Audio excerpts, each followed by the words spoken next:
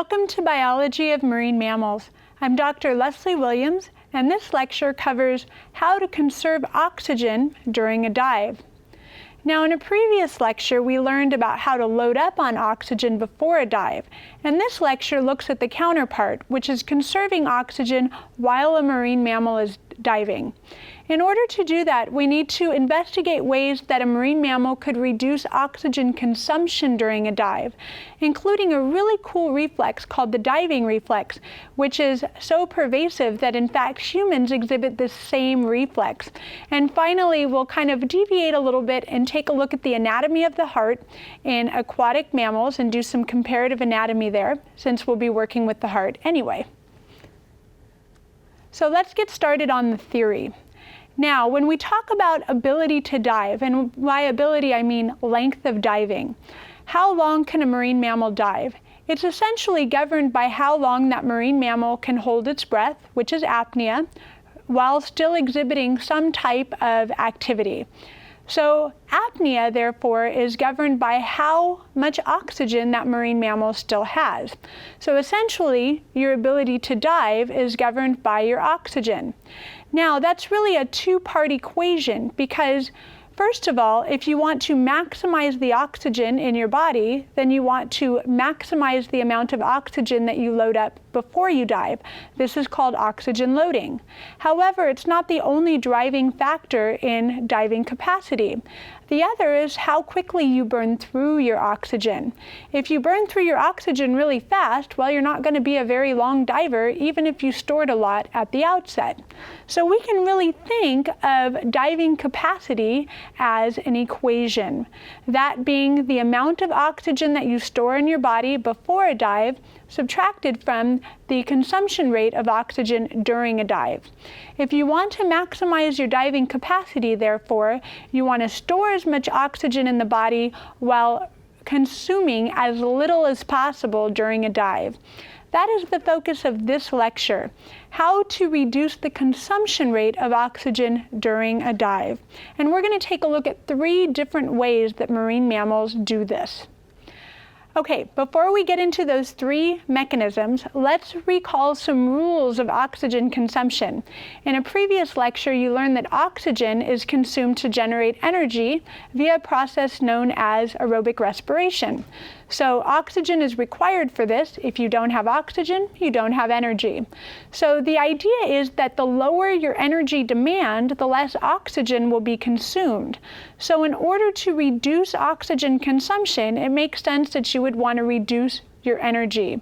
For example, if you were going to go ahead and dive in a pool and then hold your breath, you would be able to last a lot longer in that pool if you were just sitting there, floating in the water, versus if you were actively kicking and swimming, because kicking and swimming requires energy and therefore consumes oxygen. So you would burn through your oxygen stores a lot faster than if you were just sitting there expending little energy.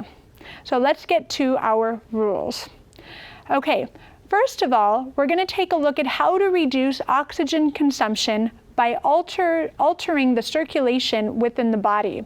Now, this is kind of an important idea that maybe requires a little bit of a backstory. That is, when blood moves through your body, it doesn't always move the same way every time. What do I mean by that? Let me give you an example. If you're just sitting here at rest, then you are diverting about 20% of your blood to your skeletal muscles. But if you're in the middle of running a mile race in a competitive race, you're going to take a lot more of that blood and divert it to your skeletal muscles. So the other organs will basically get the short shrift on your blood, while your skeletal muscles will be getting upwards of 80% of your blood. That's a huge increase. So what that tells us is that our body has ways of matching demand and supply. If you have an organ that is demanding a lot of oxygen or blood, you're going to shunt more of your blood to that particular organ, often at the expense of others. So what is it that marine mammals do during a dive? Well, they also tend to shunt their blood, but they shunt it into organs that are absolutely necessary for the dive, and they tend to remove it or have minimal blood flow to some of the what we might call extra organs that can wait until they surface. So what would be considered a necessary organ? The brain? You got to be able to think. your heart, you have to be able to pump blood, and of course the skeletal muscles, which are involved in motion. So what are some of the things that can wait to get adequate blood supplies? Things like the digestive system, the kidneys, and the skin. All of those can wait until they come up to the surface and they have plenty of oxygen to make sure that those organs can be serviced at that time. So why is this helpful? Because if you do this, you are essentially only delivering oxygen to a subset of your body. That reduces consumption. Okay, is that the only technique they have? No, there's others as well. One of which is to simply just try to spend as little energy as possible on your muscles during a dive. In other words, if you can sink or ascend without using active muscles, you're going to expend a lot less energy and therefore reduce your oxygen consumption. Again, imagine if I were to ask you to dive about 100 feet into the water. Now, you could probably do that by kicking, and you would have to kick pretty vigorously to get down to 100 feet. That would expend a lot of energy and therefore consume a lot of oxygen. Much easier if I simply attach a weight belt to you and then drop you in the water. You don't have to do anything. The weight belt is dragging you down. So this idea uses buoyancy. You become negatively buoyant in the water and you sink. You don't have to expend very much energy at all. By the time you reach the 100-foot mark, you'd have a lot more oxygen left in your body than you would if you had to kick vigorously to get down there. So marine mammals have become adept at using buoyancy either on the descent or the ascent of their dive. And this is actually explored in a future lecture. But again, the idea is to conserve your energy. Don't work hard for something that can come free, and therefore it helps save your oxygen. And finally, our last little technique that we can use in order to reduce oxygen consumption is something really cool known as the mammalian diving reflex. And I say mammalian diving reflex, but it should be noted that some aquatic birds like penguins can also do this. The mammalian diving reflex basically starts when you submerge your face in cold water. Now, it's meant to be your whole body, but it starts with your face. That induces some nervous changes that affects your brain, that then goes through and affects your heart rate. It causes a reduced heart rate, a technique known as bradycardia. So, for example, if you have a super fast heart rate, you could basically get a bucket of cold water and stick your face in it. And if you do that, you will bring your heart rate down. And how much down? For a human, you can probably bring it down by as much as about 50%, but for some of these marine mammals, it can drop as much as 90%. Let's talk about why this is actually advantageous. Now, in order to do that, we have to first take a look at the heart and see what the heart is doing. Now, a mammalian heart always has 4 chambers. We have 2 in the upper area and 2 in the lower area. The 2 upper chambers are called the atria, and the 2 lower chambers are called the ventricles. The chambers themselves are made of muscle, and therefore, for every beat, it requires energy to get those muscles to contract. So that means that oxygen consumption by the heart specifically is directly related to the number of beats per minute. If your heart is beating at 120 beats per minute, your heart is therefore going to consume more energy and therefore more oxygen than a heart that's beating at, let's say, 50 beats per minute. So you can understand why submerging yourself in water and inducing that mammalian dive reflex is advantageous in lowering the heart rate and therefore lowering the oxygen consumption. And as I mentioned earlier, some marine mammals like phocids show up to a 90% reduction in their heart rate during extended dives. That is, some phocids' heart only beat about 10 beats per minute. Just to give you an idea of how slow that is, imagine that we're going to time the beats and it would be like, here's a beat, here's another beat, here's another beat. That's a very slow heart rate.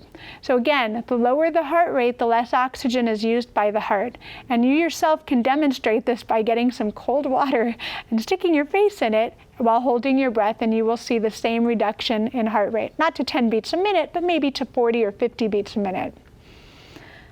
Right, and finally, we're going to deviate a little bit and take a look at the comparative anatomy of the heart. Now, as I mentioned earlier, we know that all mammals have a 4-chambered heart, and the 2 lower chambers are called the ventricles. Now, interestingly, the ventricles are not equal. You have a left ventricle and a right ventricle. The left ventricle's job, and this is true for all mammals, is to basically generate enough force in that pump to serve the entire body. On a human, this means going all the way up to the head and then going all the way down to the feet and back again. So what does the right ventricle do? Well, the right ventricle simply pumps to the lungs. But if you take a look at the position of the heart, which is circled right here on the screen, you'll notice that the lungs are right there. That blood doesn't have very far to travel at all. So that means one pump doesn't have to be very strong in order to get the blood to actually move to the lungs and back again. The outcome of this is that when we take a look at a cross-section of a heart chamber for a terrestrial mammal that spends lots of its time on land, we notice the left ventricle wall is much, much, much thicker, and the right ventricle wall is very flimsy. It doesn't need to generate as much force. It's rather thin, and the left ventricle needs to generate a lot of force and therefore is very thick. This would probably be exacerbated in something like a giraffe, where you're trying to pump blood through a very long neck against gravity to a head that's a considerable distance from that left ventricle. But what about marine mammals? What do we see for things like cetaceans? Well, it turns out when we go into the water, you lose the gravitational forces. A cetacean doesn't have to work as hard to pump its blood because gravity is not the same force in land as it is in the water. So therefore, when you're in water, there's more flotation happening, and you don't have to work so hard to move that blood against gravity. As a result, it turns out that the left ventricles tend not to be that muscular. In fact, the right and the left ventricles tend to have more of the same characteristics. In other words, they have more similar thickness in their walls than you would find for a terrestrial mammal such as a human. And with that, that concludes our lecture, and I will see you next time.